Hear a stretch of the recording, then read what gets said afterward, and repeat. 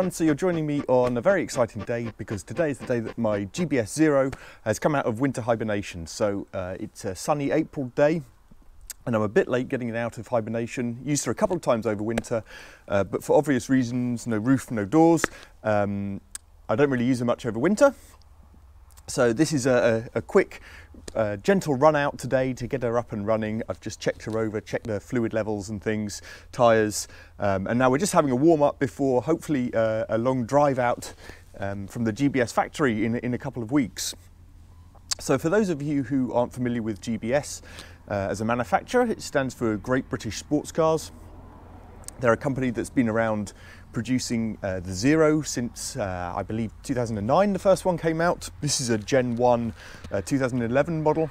They're obviously a Lotus 7 copy. Lotus started making the 7 I think in 1957 and made it until the mid-70s or so, and then sold the rights to a number of different companies who make 7-esque cars like this, so probably the most famous being Caterham, but many others such as Westfield, Tiger Racing, etc. And GBS, perhaps one of the slightly less well-known manufacturers of 7-type cars. They're based in Newark in Nottinghamshire. Still a very small business, extremely friendly bunch of guys, and you can regularly go to open days at their factory and meet lots of other owners. There are a few things that make the GBS Zero slightly different from some of the other Lotus 7 copies. They have a wide track front, which I much prefer, so this is a wider stance than most Caterhams, for example, which I prefer the look of, but also gives better handling as well. The engine is moved back in these to give a perfect 50-50 weight distribution, so it's further back from the front axle than in most other 7 copies. And they have fully independent double wishbone front and rear suspension, which not all that many 7 copies have, so that's obviously great for handling. These come in 2 different body types, the standard, or some people call it narrow body type, which this is, or the GT, which is a slightly wider version, so you get a bit more, slightly more legroom in the tunnel, etc. So obviously the philosophy of these 7s is obviously very lightweight, back to basics, front engine, rear wheel drive, and it's all about the driving experience and keeping them lightweight. They're generally around 600-650 kilogram mark, depending on the specification and modifications, etc. So they make these with a variety of different engine and gearbox options. Most are based around Ford and Mazda lumps. So starting out even with things like Pintos, Ford Pintos, people put in these, silver top Zetecs. This is a 2-litre Zetec blacktop. A lot of people use a Mazda lump in these and gearbox. They've now moved over for some time to using the 2.5 Ford Zetec as standard in these, obviously giving a bit more power and torque as well. Gearboxes, obviously I mentioned the Mazda.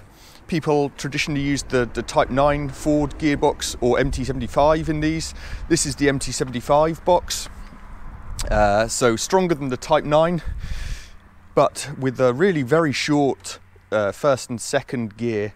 I guess one of the downsides of the MT75, the other point to make about the MT75 versus Type 9 gearbox is that there are a lot more aftermarket options and modification options for the Type 9 gearbox than there are the MT75. So for example, you can get closer range ratios, longer first gear, strengthened gearboxes for the Type 9, whereas there aren't really those options for the MT75, though it's meant to be stronger in the first instance. So this is obviously running individual throttle bodies on here, which I believe are 75mm trumpets, which gives a pretty awesome induction noise on this once you get going at higher revs. So on top of that, it's got some road cams. The throttle bodies are a remap, probably running around the 200 or so horsepower mark with the exhaust modifications as well. I think as standard, these Zetecs came in different forms, but were around about 130, I believe, horsepower as standard. So, you know, that's 200-ish horsepower. I was told this weighs around 575 kilograms. It could be that low. It's had some weight reduction modifications, but I think it's probably over 600 kilograms. Either way, it's a decent amount of power in a light car. I'll do another video on all the modifications this car's had, as it's probably be quite a long video today otherwise.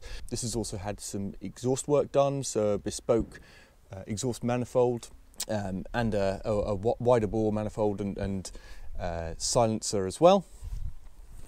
This car runs 15-inch wheels. Many people also run 13s. It has a limited slip diff at the back. It's a Ford Scorpio, fairly rare. It was a new Ford Scorpio derived viscous diff with a 4.09 final drive, which actually exacerbates the compromise of the MT75 with the very short first and second gears. So that's a slight limitation of the car. I believe these are standard with a 30-litre fuel tank now. This only, I think, has 20-litre fuel tank, which even on a car this light, the fuel efficiency isn't great and is a bit of an issue sometimes.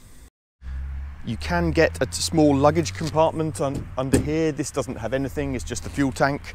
And you can get these with roof wet weather gear attachments, so roof and doors. You can see there they fix across on these kind of poppers across the top. So yeah, I don't like the look of them with the doors. You can get kind of half doors, fairly soft doors that fit across there. But of course, obvious advantage if it's wet. You do get a huge amount of wind buffeting in these over kind of 45, 50 miles an hour and above without any doors. And that's, you know, significant. It's quite an issue. Some people report they can barely breathe because the wind buffeting is so bad. And that's a real issue, of course. You know, if you're doing high speed journeys for any length of time, that becomes a bit wearing. I don't like the look of the doors. I did debate getting them, but what I have actually bought is some wind deflectors that fit around here, and I'll try fitting these to see how much difference that makes. Obviously, it's going to add a bit to the drag, less aerodynamic, but these cars aren't really aerodynamic in the first place. So I'll fit those and be interested to see how much difference they make. And talking about the wind buffeting that you get in these, you can't just wear normal sunglasses, firstly because they might fly off your head, but secondly because the wind actually comes behind the frame on these, and you get so much wind rushing past your eyes you can't see your drive properly. So I always wear kind of better glasses that specific for this kind of thing, which come all the way around your eye and protect from the buffeting, and also have a strap over your head, so you might look silly but you do need them. You can see there's obviously harnesses in here and what look like fairly uncomfortable seats. They're lightweight seats, but actually they're really comfortable. So this has had a few, as I said, lightning modifications on it. I won't go into the details, I'll do that in another video, but it's got a carbon dash, a digital display. Obviously these usually have a detachable steering wheel like this has. Obviously the space in the pedal box is extremely limited. Very close pedals, so consequently you need to be very careful about what shoes you wear. I've only got one pair of trainers that I can wear to drive these because they're narrow enough, otherwise you end up hitting the brake and accelerator at the same time, which isn't a good idea. So you know, if you have particularly big feet, I'd suggest getting the GT version of these, but I like the narrower. It works fine, it's excellent for heel and towing. You just need to be careful about your trainer choice. I mentioned this is a Gen 1 car. The Gen 2s I think came along in about 2019. A few changes that distinguish them. Some of the most noticeable is actually a revised nose cone on the Gen 2, which looks nice. One of the things I'm not so keen on in this car is the bonnet fastenings, which are slightly crude, dare I say, on these Gen 1s. They have nicer bonnet fixings on the Gen 2, kind of more similar to some of the Caterham Westfield type ones, which I think are a bit nicer. So as I was checking the fluids, topping up the coolant and the oil and checking the tyres, etc., I started her up and she didn't start first time, which was a bit weird. I took off the bonnet and I could see when the fuel pump started that there was fuel leaking heavily out of what I thought was the injector. Quite a lot.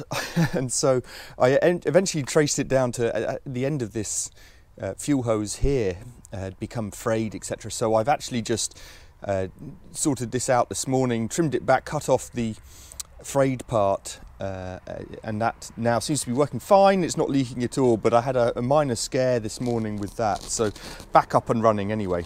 So there is a bit of a knack to getting in and out of these, not always looking that elegant, so yeah, you can generally put your hand on here or here, and then it's just in like that, drop yourself down, and then hand on here often helps on the tunnel to get out, or on the back, and then it's just step out. But yeah, it takes a bit of practice. So now we're going to get in and see if I can give you some video of a quick drive. So obviously the wind noise will make this fairly challenging. I'll just go slowly and see if you can get a bit of the driving experience. So as I say, it's a great experience, so low, the wind in your hair, the induction noise, but actually it takes a while to get used to these, largely because of the way they handle and corner. The grip levels are insane. It takes some adjusting from a normal car, actually. It's so different, almost more like a go-kart than a car in the way it can corner. So that takes a bit of adjusting. Today is just about getting her warmed up and check everything's in good working order before a longer drive out in a week or two. So I'll see you get a bit of induction noise if I accelerate a bit harder out of this corner.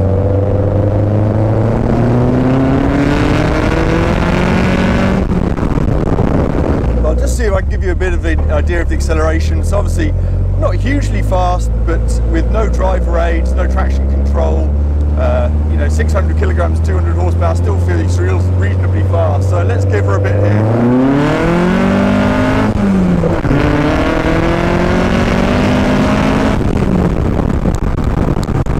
I'll just slow down a bit so you actually might be able to hear me talk a little bit. So actually the fast road cams and the remap have really made quite a difference to performance, and over about 4,500 revs she really starts moving nicely. That induction noise is brilliant. I don't think it'll come out on camera very well, but there we go.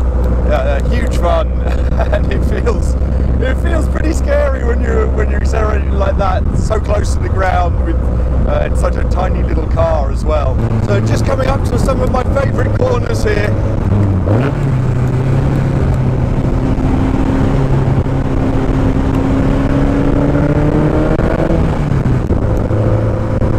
Slightly damp, so we'll be careful.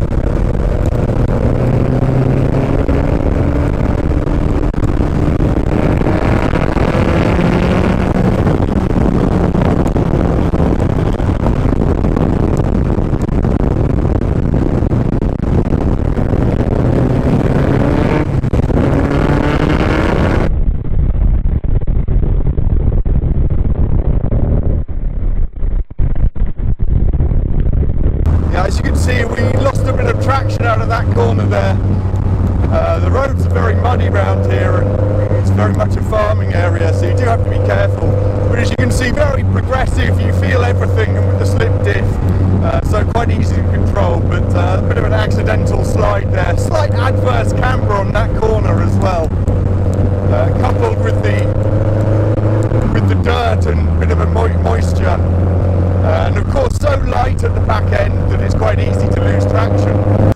So just a quick show around of my GBS Zero today. I'll do some other videos, particularly on the modifications, a bit more on the interior, show you some of my favourite roads. I also take this car to quite a few meets, drive outs with people, car shows, etc. So watch out for more videos on that, and thanks for watching. Mm-hmm.